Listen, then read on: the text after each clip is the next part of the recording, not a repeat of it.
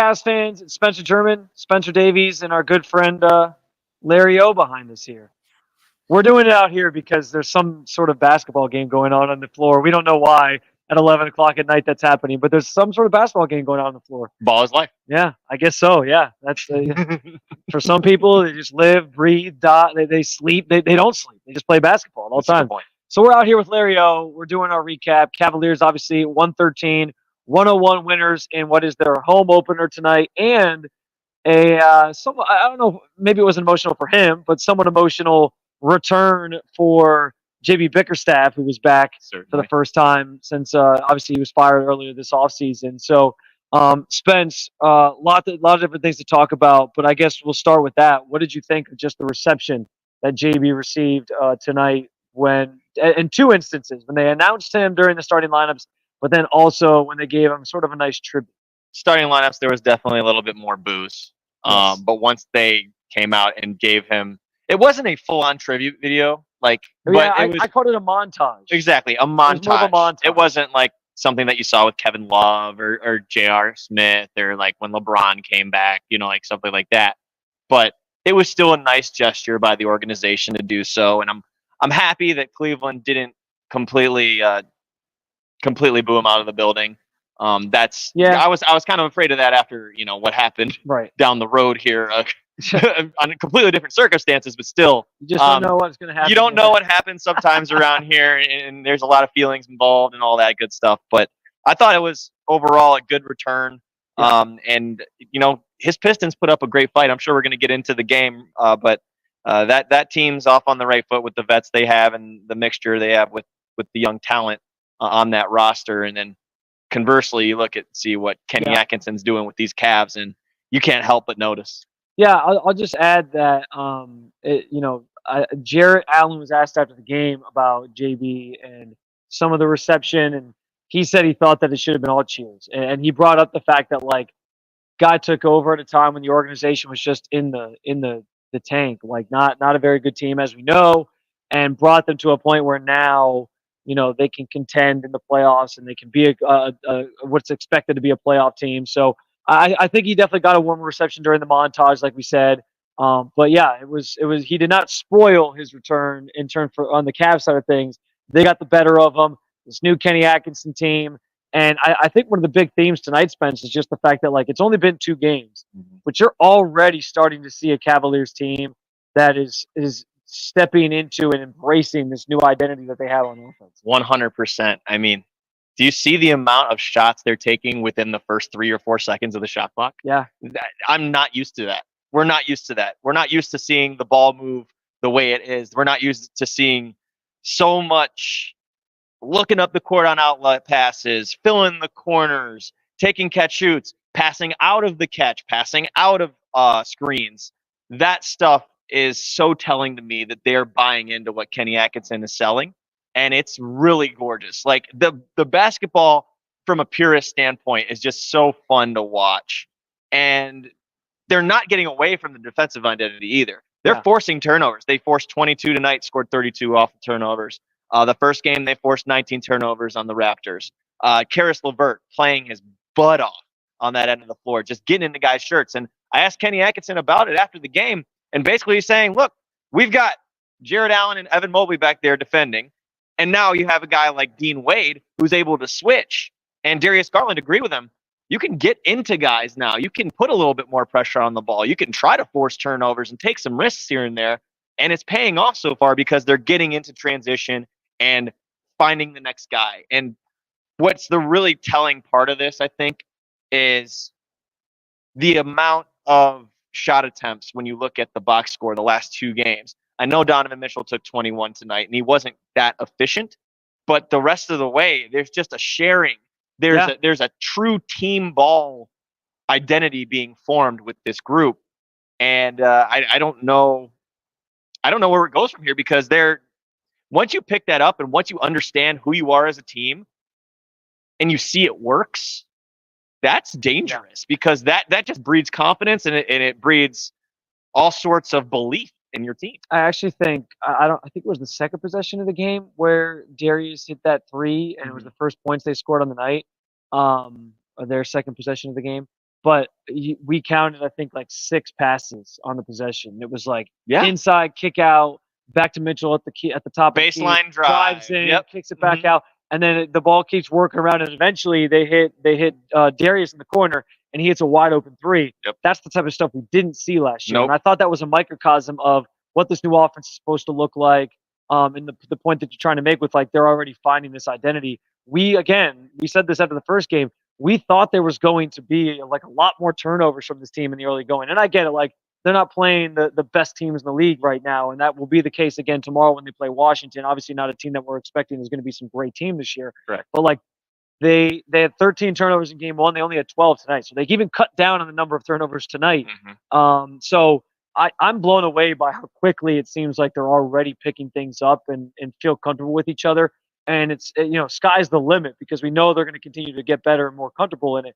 But like the fact that they've already played this well in the system is a good thing to see. Yeah, and there are going to be bumps in the road, but it's good for them to learn this new identity and learn this new style against the teams that they're playing, because that kind of gives them a runway and gives them a confidence for when they do play these good teams like New York and LA, for example, next week, to be ready for it.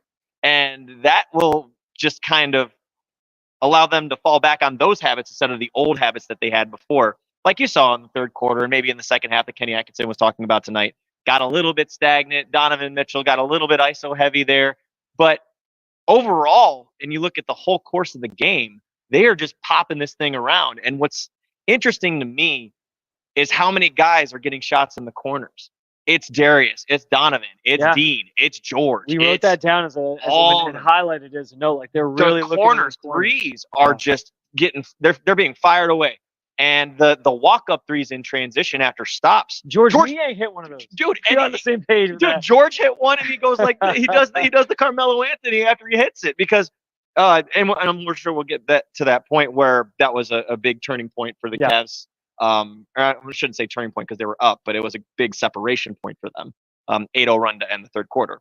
But yeah, the shots that they're getting, how healthy they look, and how they're already adapting to this tempo that they're not used to.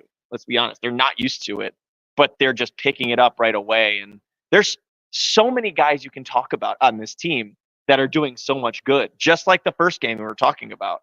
And I'm sure that you can name whoever you want right now, and I'll give you a diatribe. Well, I will name somebody because I do think. Listen, we know the core 4 guys and what they bring to the table. I thought Evan, not his highest scoring night in terms of what we saw in game 1. He scored 16 points. He did take 3 threes, knocked down 2 of them. I thought that was another encouraging sign. And he continues to kind of take those shots and not be gun shy. He continues to attack the rim. Pull up 3, by the way, tonight. Yeah, and I said at one point, he went in, and I want to say it was Isaiah Stewart, who I think he was trying to dunk on, and he almost had this awesome like dunk finishing at the rim, and I think Stewart kind of just got a piece of it and blocked it out. Yes, and it led to a transition bucket for Detroit. But I said to you, Spence, at the time, I was like, man, the better and better he gets like finishing at the rim, he's going to just soar and become that player that everyone's been wanting to become. So it was another good night for him, even though it wasn't his highest scoring. Yeah, it's when he gets ahead of steam and he gets downhill, mostly in transition where he's the most dangerous. But even in the half court, if you just get him the ball going downhill, whether that's him with it in his hands, initiating himself, which we saw a lot of in Toronto, or if it's on the break off of a miss and it's a rebound and he's just rolling down the floor, I'm going to continue to say it. It's Giannis-like. It's just the way that he moves and the dribble moves that he has and the ability to spin, the ability to hook with either hand, the little float shots. He's got a bag, man. And it's going to take time to perfect it. It's going to take time to make it consistent, but the flashes are there. And the good part about this is that the flashes are there, but the other guys are contributing while this is happening. Yeah. Like, can we talk about Jared Allen again? Like, no one seems to notice that Jared Allen just gets every rebound or contests every shot at the rim or sets great screens and is a great pocket pass partner for Ty Jerome. And the way he finishes at the rim, the way he just makes an impact on both ends of the floor. This guy does not get nearly enough credit on this team because it seems like he's the forgotten member of the core 4, but he is the tone setter on both ends. Well, and especially being a team that's transitioning more to focusing on the offensive end because of the talent that they have. We know what they were with JB. Having that anchor on the defense, alleviates some of that. It allows you to, maybe give a little bit more on offense and give a little bit of something up on defense because Jared Allen's back there. Mm-hmm. But the other person I really wanted to highlight was Dean Wade tonight. I know I'm sure you want to talk about Ty Jerome a little bit as well, in the role that he's playing, being able to play sort of different roles with different point guards that he's out there with. Yep. But yeah, like I thought Dean in game one, and we talked about this I think a little bit in our post game. I thought he was a little trigger shy at times. He only took, I think, 4 or 5 shots in that game. Mm-hmm. Tonight, he took 9 shots, and they were like coming up the floor or out of a pass, and he just like doesn't hesitate at all. And I find that interesting because, like we were talking to him in the locker room during the preseason. One of the things that he said was, I have to get better just like being confident taking those shots. And my teammates keep telling me I got to take those shots. And so to see him, even just in 2 games, go from like, I'm taking them, but then I'm still a little hesitant at times. Tonight, like just being like, nope, I'm just gonna do it. Like I'm just gonna fire away. And he finishes with 19 points, which is tied for the team high with Donovan Mitchell. Like I just thought that was so good to see. And if his role continue to evolve, I think that's a great thing for this team, even if it's off the bench once Max Strus gets back. And Kenny Atkinson, he had an interesting comment. I asked him about it specifically, like, just how have you seen him already kind of evolve in terms of trying to be more confident. And he said that he thinks that Dean Wade's going to go down as like one of the biggest steals in terms of like a guy that in the last 10 years, right, that didn't get drafted, and he's great on defense. And once they get his shot really going, he seems super excited about the possibilities for him as a player. And to add on top of that, other than the catch shoot threes, he also had a pull up in transition as well. It seems like the freedom that Kenny Atkinson's giving these guys is just outstanding. Dean, on one of those, after some of the 3 threes that he had, I'll tell you what. The way that Hold on, can I just laugh for a second? Because I'm sitting here,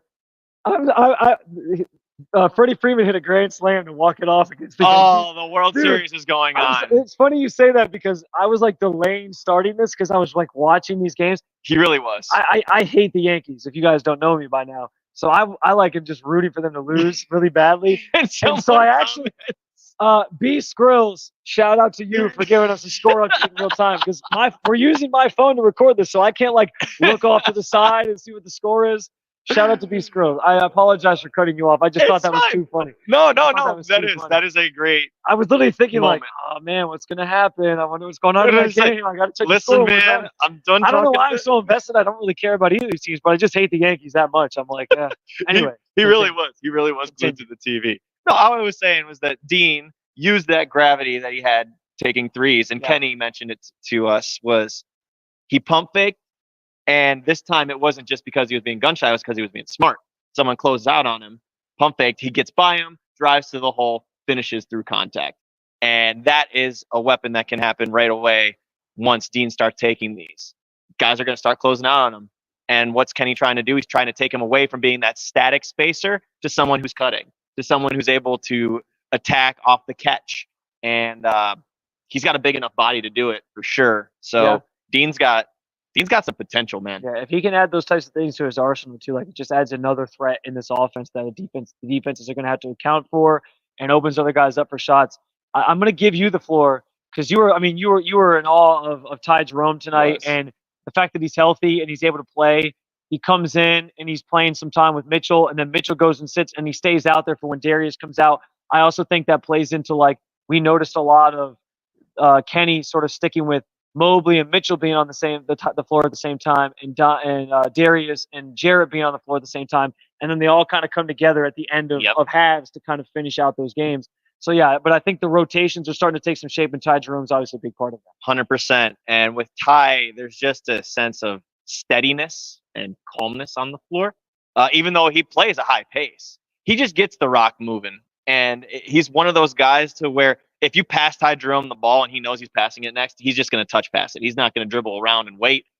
He's somebody who, again, I bring it back up, that is really good at finding Jared Allen in those pockets. And the spray outs to Dean Wade in the corner was one of my favorite plays of the night.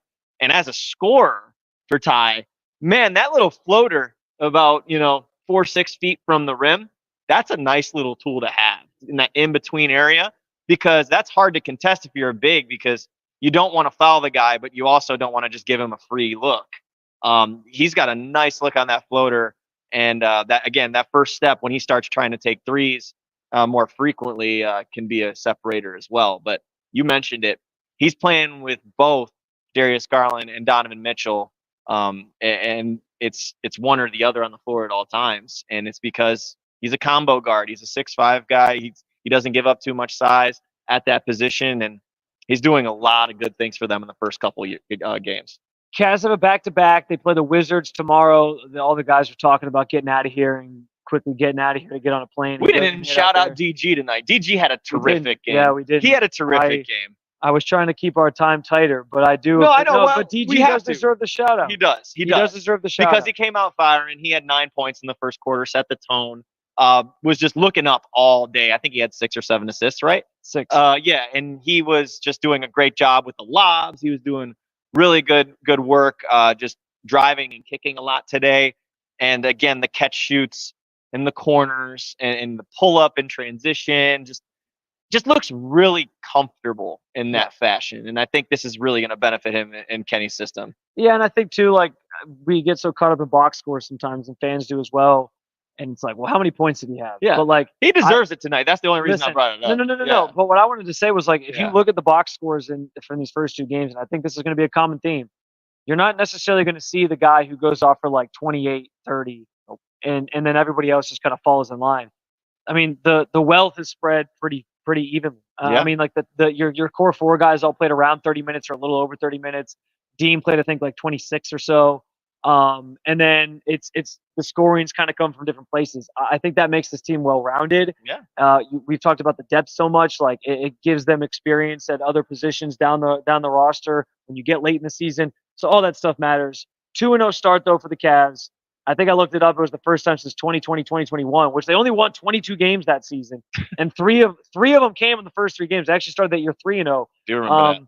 Chance to start 3-0 against the Wizards tomorrow, and then they get their first like real test of the season. I would say, no offense to the teams they played so far, but I think they get their first real test of the season coming up on Monday against the New York Knicks at Madison Square Garden. Yeah. That one should be a heck of a game. I saw that they absolutely just torched the Pacers tonight. They were up by 30. Torched by, yeah, they were up by 30 the last time I looked in that game. So I'm assuming that went final and that the Knicks won that one. If they didn't, I apologize. But it looks like, Mikal Bridges is finally finding his footing after a really rough first half.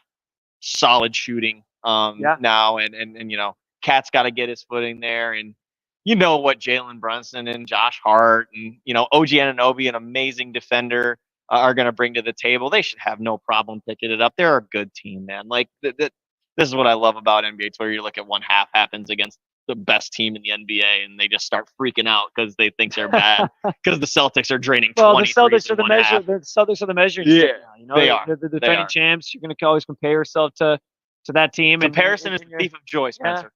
Yeah, so are expectations, apparently. They are. So you got a lot of things that are thieves of joy. They're not going to take my joy away, I promise. But yeah, Cavs get the Knicks on Monday on the road, and then their next home here at Rocket Mortgage Fieldhouse next Wednesday for what's going to be a big game because LeBron comes back. He has Bronny with him because G League season does not start yet, so he could get on the floor with Bronny and here in Cleveland. So we'll see what the fan reaction is to that. Yeah. But certainly looking forward to all those games coming up down the pike here. I do want to remind you to check out more content like this at the Cleveland Cavaliers on SI YouTube channel. We have a whole bunch of post-game stuff up there. I want to just advise you before we get out of here. JB Bickerstaff before the game tonight was terrific.